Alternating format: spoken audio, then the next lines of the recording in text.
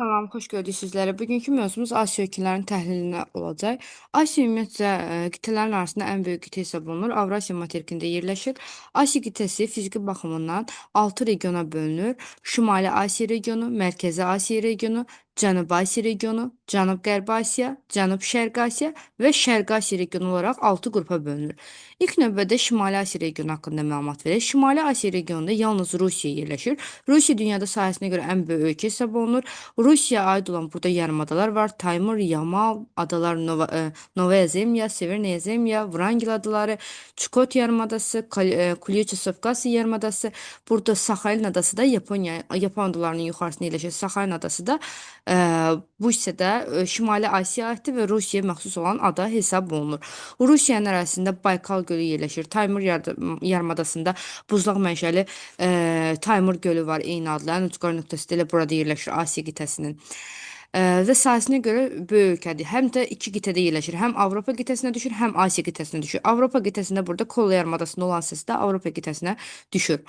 Daha sonra gəldiyi Mərkəzi Asiya regionu Rusiyanın paytaxtı Moskva şəhəridir. Moskva da mülayim dəniz iqlim tipində yerləşir. Avropada yerləşir. Mərkəzi Asiya regionuna daxil olan ölkələr Qazaxıstan, paytaxtı Astana, Özbəkistan, paytaxtı Daşkənd, Türkmənistan, paytaxtı Aşqabad, Tacikistan, Düşənbə, Qırğızistan, Bişkek və Əfqanistan və elə bunlardan ibarətdir. Qazaxıstan, Özbəkistan, Türkmənistan, Qırğızistan, Tacikistan. Əfqanistan fiziki baxımından Cənub-Qərbi Asiyaya aiddir. Burada bu şəkildə bura düşüb, nəsə növbəti şəkillərdə göstərəcəm. Elə gəlin buradan izah edeyim. Mərkəzi Asiya regionu dedikdə, bircə saniyə. Aha, Qazaxıstan, Özbəkistan, Türkmənistan, Qırğızistan, Tacikistan və Monqolistan. Qazaxıstan və Türkmənistanın Xəzər dənizinə çıxışı var bu hissədə. Özbəkistanın isə yoxdur. Bir saniyə, baxın. Qazaxıstanla Türkmənistan buradan Xəzər dənizə çıxır, Özbəkistanın çıxışı yoxdur. Özbəkistan materik daxili ölkədir. İki qat materik daxili ölkə deyirlər. Çünki qonşularının da dünya okeana çıxışı yoxdur, özünün də çıxışı yoxdur. Həmçinin materik daxili mövqe, bunlar ümumiyyətcə hamısı materik daxili mövqe malikdir. Yəni dünya okeana birbaşa çıxışı yoxdur bu ölkələrin.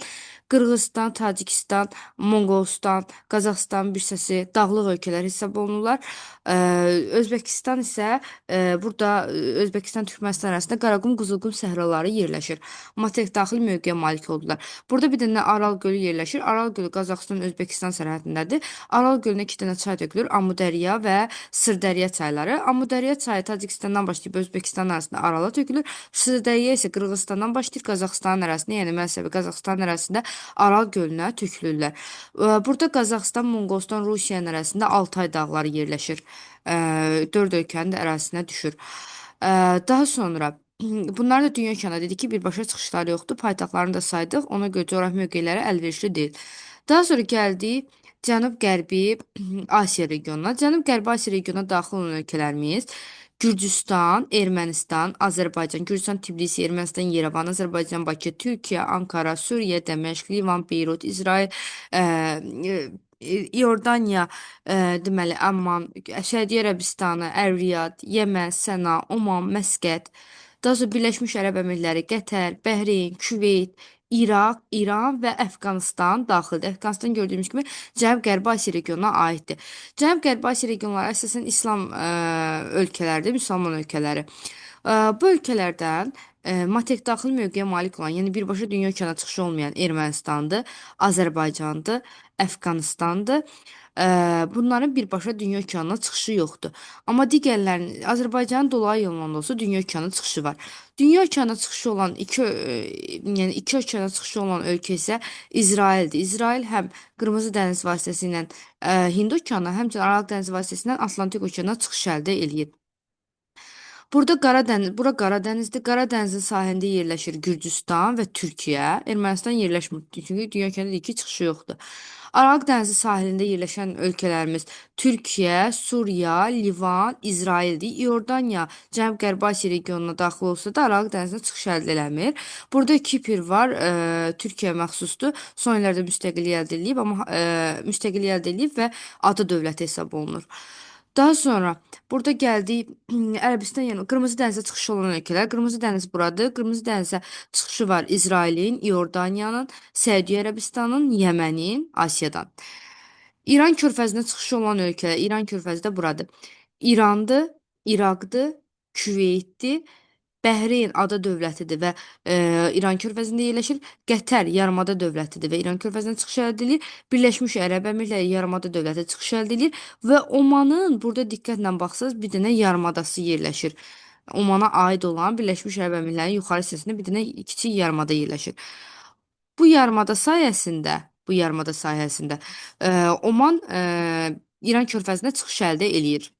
Deməli, İran körfəzinə çıxışı olan ölkələrimiz hansılar oldu?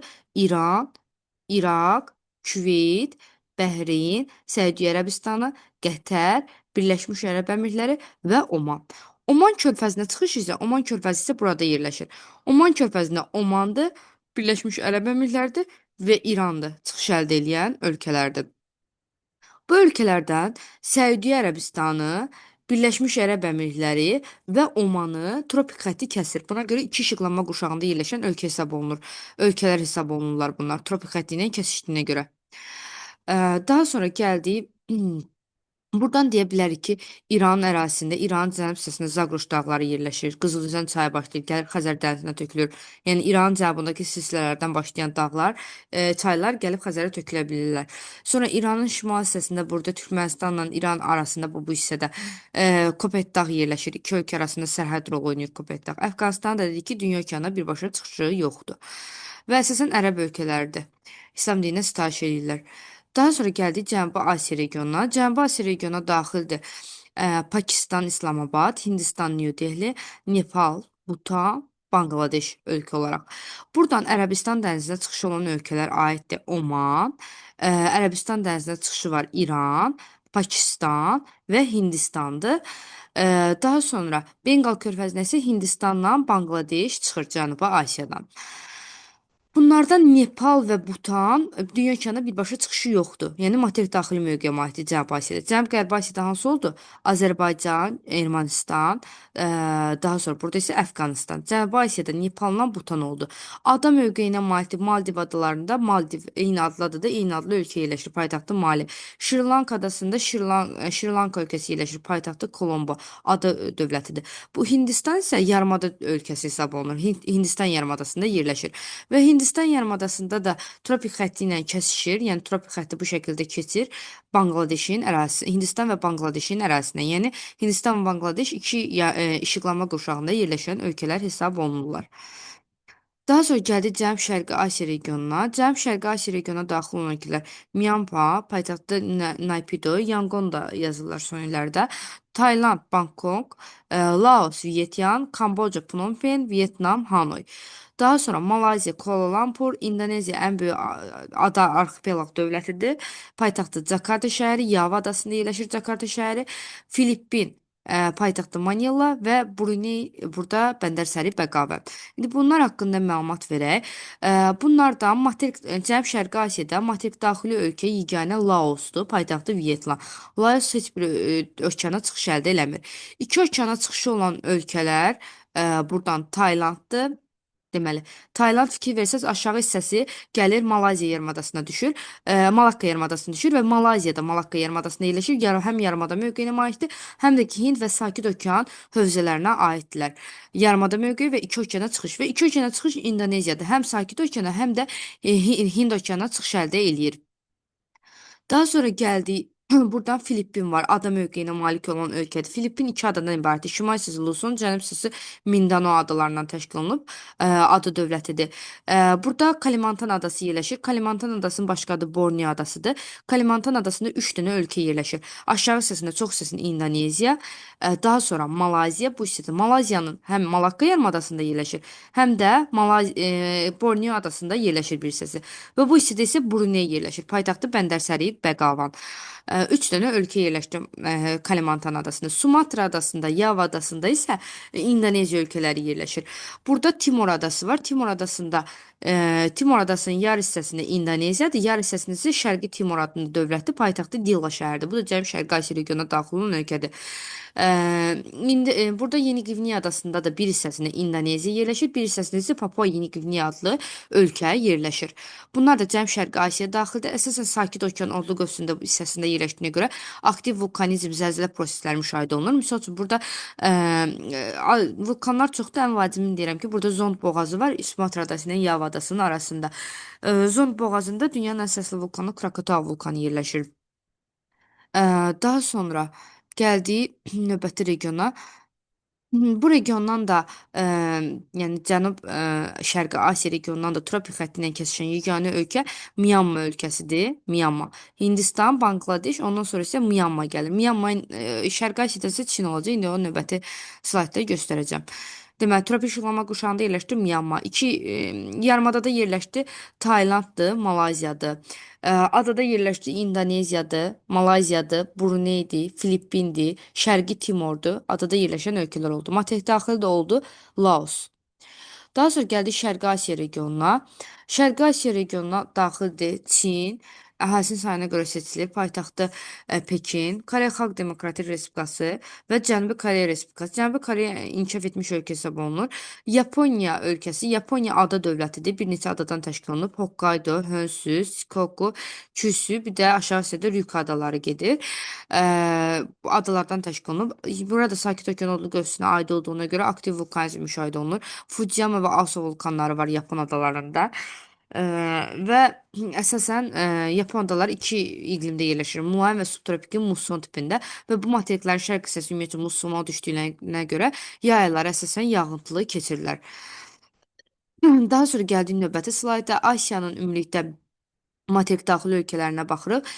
Deməli, Cənub-Qərbi Asiyadan Ermənistan, Azərbaycan, Əfqanistan dedik. Mərkəzi Asiyanın hamısı materik daxildir. Qazaxıstan, Özbəkistan, Türkmənistan, Qırğızstan, Tacikistan, Monqolistan. Özbəkistan iki qat materik daxili ölkədir. Çünki qonşular Qazaxıstan, Türkmənistan, Qırğızstan, Tacikistanda dünya okeanına birbaşa çıxışları yoxdur.